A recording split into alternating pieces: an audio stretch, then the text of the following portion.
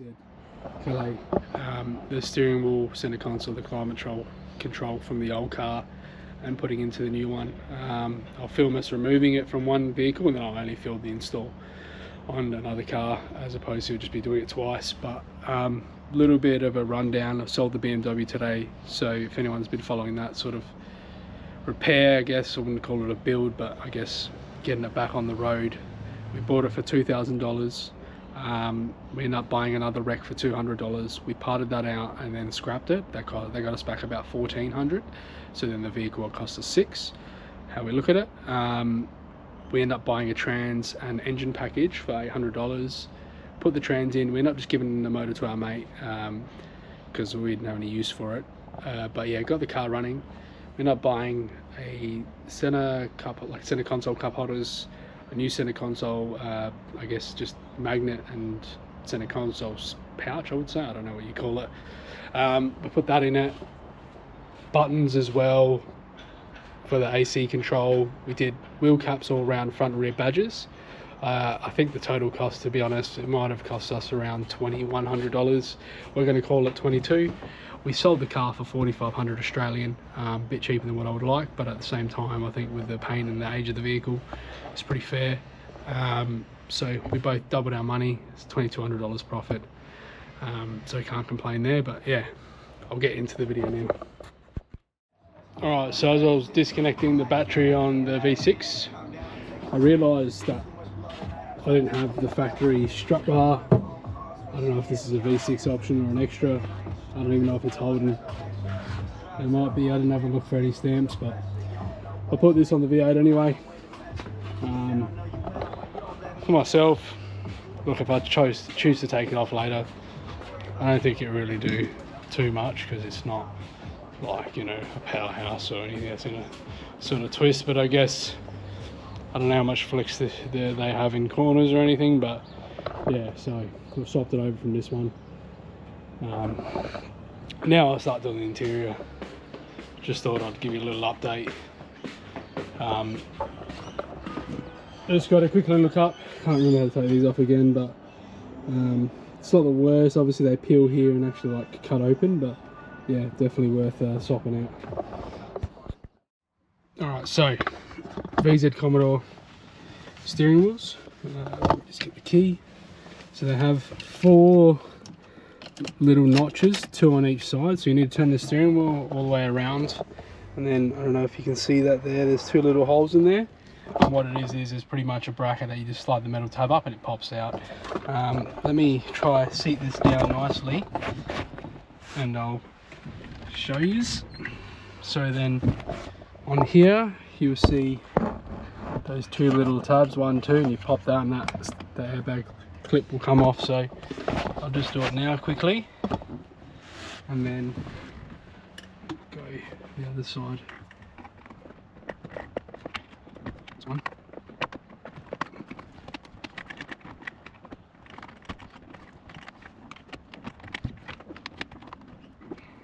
I'm using a smaller screwdriver. Let's see if the big one can get in there.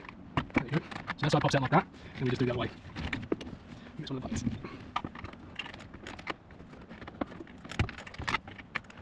Simple as that. So little breakdown is in here there is 4 little notches on a metal rod. So what you're trying to do is push that metal rod out the way so this come undone.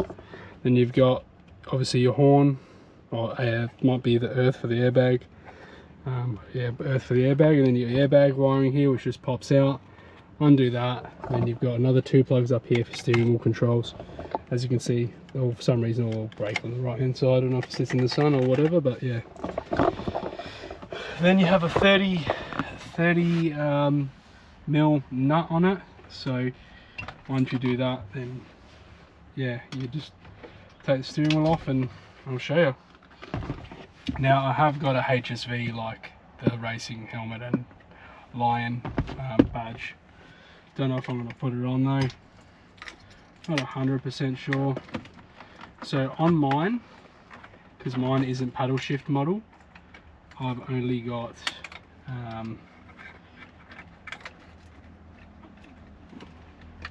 this one off. Which side is it? That one there. Alright, so that's disconnected now from the car itself. I'll take the key out.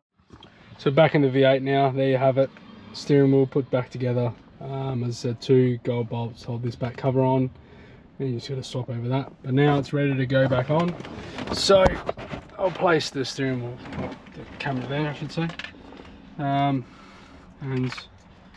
just try push this back in and then put it back on straight. So I know I straightened the wheel before last time, but what I'm going to do is I'm going to give it a quick visual and just see how we're sitting.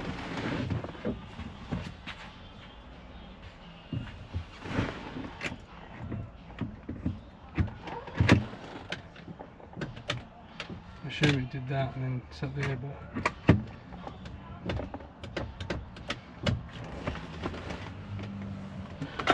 keys in there.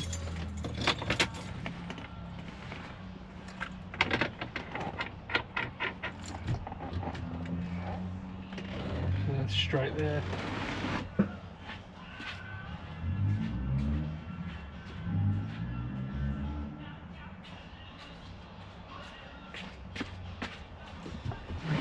Look, the reality of it is I'm probably going to have to get a wheel alignment. It does look pretty straight though, so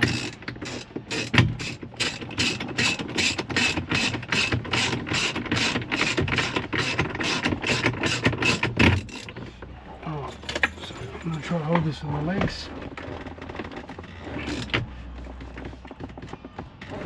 It's tight. Good. Good. So that's pretty much it. Now, straightforward as I said. We'll put this piece here back on there. We'll put this one back in here. We'll tuck that away in this little sort of area that holds it in. No problems. Now you've got some sort of coolants there, so we'll put this back in. Just pushes clips back in, and then I guess this up here.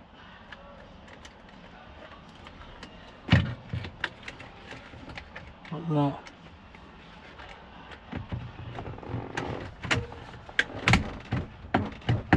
There you have it, done. Steering wheel changed out. Might not have seemed as bad the old one, but if you have a look at this one, it is in a far greater condition. Starting to put that little brown wear marks or grey wear marks here I should say, but generally that's it. Compared to something like this that hasn't split yet, you know, and I guess starting to peel there on the plastic. So I'll now spend the time swapping the other 6-cylinder stuff. I've also got my original steering wheel and I'll get that out for example just to show you what it's sort of the next step to wear is for the wheel that's on here. Mute and volume 1, at least this volume 1's on, but the loom seems to, I can unplug probably the paddle shift from here and keep this on the steering wheel, but the other one does not have this extra little wiring loom for the paddle shifters, so I'll have to swap this whole unit. That's fine. As I said, I'll swap out the one now and yeah, put it on the other car. So back with the V8, just to touch on, obviously I didn't film the climate control getting replaced. I think I just did that on a different day and just didn't have the camera out, but got the steering wheel done as we said. Changed the left hand cup holder because that was a little bit broken on the V8 model, and then I changed the center console to the leather lid from the generic one. Swapped out my original window switches to the ones that I bought because these come with silver ones. Also purchased genuine Holden floor mats. So I haven't been driving this. Ran out of rego once I bought it. Obviously the 6-cylinder had a year's rego on it, so I had someone come look at it. They made me an offer yesterday and I accepted it, so they're coming tonight to pick it up. So it'd be good to see it go, but for myself I think that sort of paved the way for me getting a V8. I enjoyed having a Calais, and yeah, so on to the next project, I think. Obviously the Honda's still there.